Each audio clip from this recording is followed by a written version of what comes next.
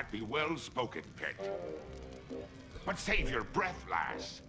You'll be needing it for when you scream, I do. Where are we? Don't you be remembering this place, Threepwood? 'Twas not long ago that I trapped ye here to suffer tortures most foul. Wait, I can remember. I've seen this place before. In some terrible nightmare. 'Twas no mere nightmare, Guybrush. Search your feelings. You know it to be true. Oh no, it can't be. But it is. This is the Carnival of the Damned. Aye, the Carnival of the Damned. You fiend, why have you brought us here? There be two reasons, you pathetic privateer. I be intended to torture and kill ye. And I'll be giving Elaine a treasure. You're wasting your time, LeChuck. Elaine's love can't be bought. Ah, but this be a very special treasure. This be the fabled treasure of Big Whoop. Big what? Aye, the very pirate treasure you were searching for before I caught up with ye. What's so special about the treasure of Big Whoop?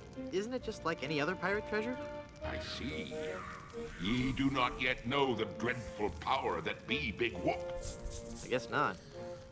Quake in fear, Threepwood, when I tell thee that Big Whoop is the damned portal to the demon netherworld. Okay. The treasures of Big Whoop be the very gates of hell themselves. Yipe. But how will Big Whoop make Elaine love you? Elaine shall pass through the hoary gates of Big Whoop, just as I once did, down to the inky blackness of the infernal nether regions. For you see, Big Whoop gives those who pass through it the greatest gift of all, immortality. But at what cost? Cost? Granted, people may find me a bit unapproachable now, and the smell does take a while to get used to. But it'd be worth everything now that I have the power to make Elaine love me.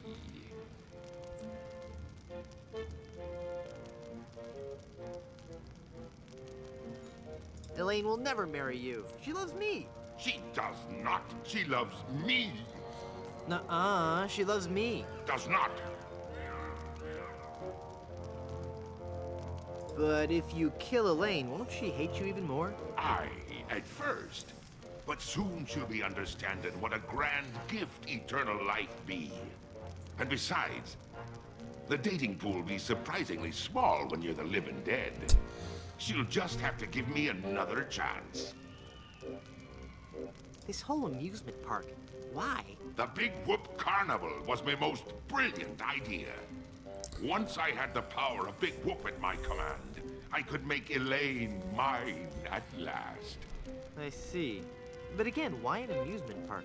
I'll be getting to that. I knew Elaine would need a little coaxing, and that I'd be needing an army. A horrible army of the undead. Okay, but why an amusement park? Are you going to let me finish? I'm not talking just to hear myself talk, you know. You're right. I've been rude. Please, go on. Everyone knows that the life of a seaman is a long, hard, lonely one. Sailors spend months longing for just a few days. And you know what they're looking for as soon as they get into port. Yes? A family-oriented fun park. Oh, that. Of course. They come to take a ride on the giant roller coaster, the Great Monkey Mountain. They reach the top of the highest peak, and then hands in the air, screaming like monkeys. They plunge down the slope into a great stream of lava. That doesn't sound the least bit fun. Aye, it's not. In fact, it's downright unpleasant. But when they reach the other side, they're fitting warriors for my skeletal army of the damned. How did you find Big Whoop? That'd be a long story. Are you sure you want to hear it? Does the torture start after we're done talking here? Aye. Go on then. Back when I were alive, Elaine despised me. No. No, it's true. I can see that now. She didn't like me at all. But I were determined to prove me worth to her, you see. So, I set sail to find the legendary secret of Monkey Island. Been there, done that. Well, I did it first, you nefarious nudibranch. A few days after setting sail, my ship was caught in a terrible typhoon and was torn apart. I would have drowned, but some friendly sharks found me and set me ashore on Blood Island. There I was, marooned, with no hope of winning Elaine's heart. I thought my luck had run out, but one day a ship made port at Blood Island. 'Twas the ship of one Captain Marley, Elaine's own grandfather. I struck up a conversation with Rum Rogers Sr., first mate on the ship. And for the price of a few drinks, I learned that they had the map to the legendary treasure of Big Whoop. Although I had no ship and no money. Hold on.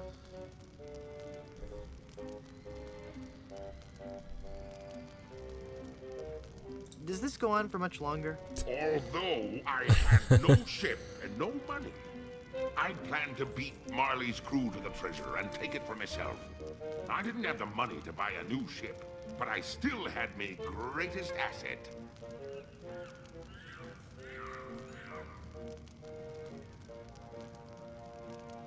Your immunity to soap?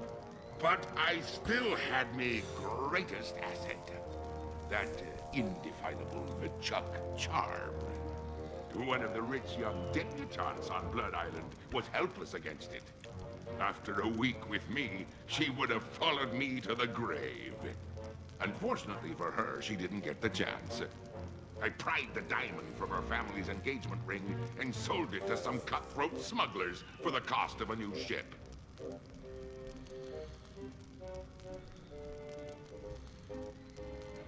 You scoundrel! I've been called worse. With me new ship, I easily overtook Marley's crew and beat them to Big Whoop, which just so happened to be here on Monkey Island.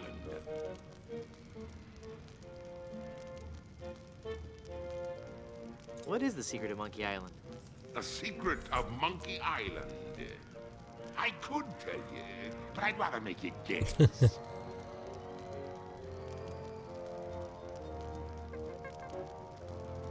That a sequel can never be as good as the original? Lies! Filthy, dirty lies!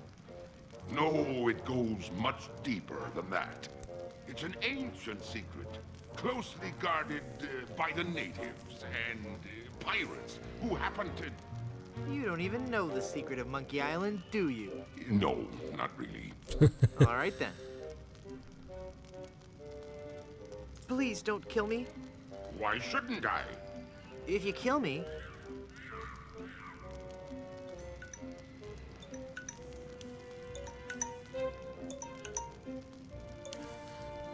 there'll be no more Monkey Island sequels. No sequels means no work for you. You'll become just another has-been that nobody's heard of. Oh, that could never happen to me. I'm LeChuck. Do you know the name Bobbin Threadbare? No. Exactly.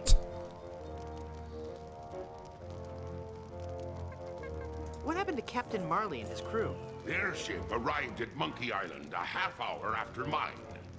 But they were too late to stop me from claiming me prize. And they watched me pass through the portal of Big Whoop. Craven cowards that they were, the power of what they saw overwhelmed them. They fled the island in terror. Marley tore his treasure map into 4 pieces and gathered his crew around him. There was Rum Rogers Sr., the first mate, Rapscallion, the cook, and young Lindy, the cabin boy. Marley gave each a piece of the map, keeping one for himself. They promised to guard those map pieces with their lives. I saw to it that they kept their promise. They were the only people alive to know about Big Whoop. Until I came What along. happened to Rum Rogers Sr.? He was taking a bath in his cabin near Fat Island. drinking rum and eating toast, as he always did while bathing, when the toaster mysteriously fell into the tub with him. Shocking. His son inherited the map piece, but was too much of a drunkard to understand its importance. So I got my hands on it. What happened to Rapscallion, the cook? Rapscallion died in a flash fire in his weenie hut on Scab Island. That's right. I brought him back to life with a voodoo spell. I remember it so vividly.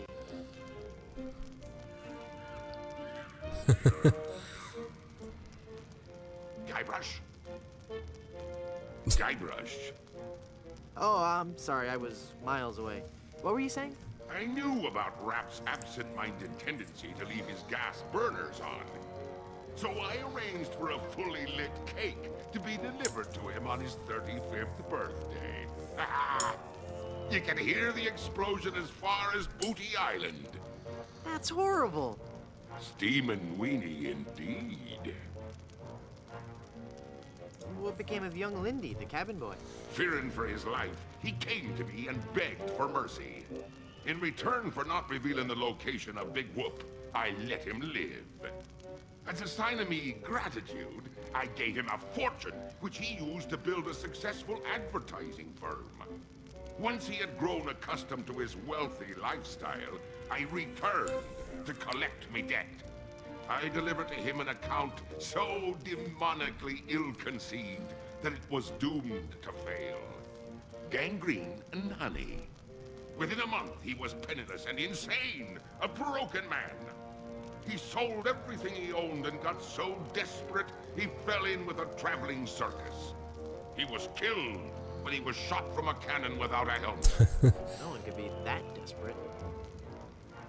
What fate befell Captain Marley? I ambushed him while he was racing in the America's Cup. I boarded his ship and decided to let him determine his own fate. He could grant me his blessing to have his granddaughter's hand in marriage, or he could suffer a death more horrible than any of his crewmates. Well, what'd he say? Actually, he said quite a few things. Oh, the pain. Stop it, you're killing me. Some other things, I forget them all. I left him for dead and sent his ship into a whirlpool not even the most accomplished captain could escape. You're unbelievably ghastly and wretched. Oh, thanks.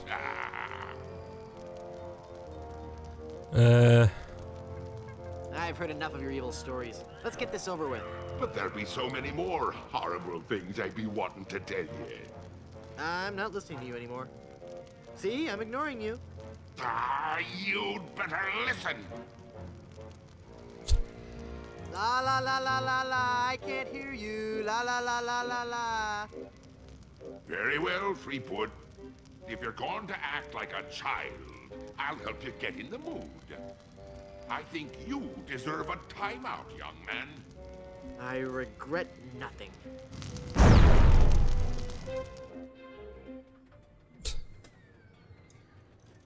Haha! It's not locked. Your plan was flawless, LeChuck, except for one minor detail. That will be your downfall.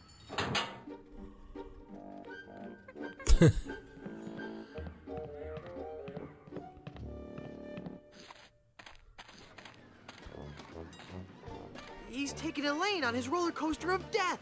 I've got to reach her before she becomes his undead bride. What's happened to me?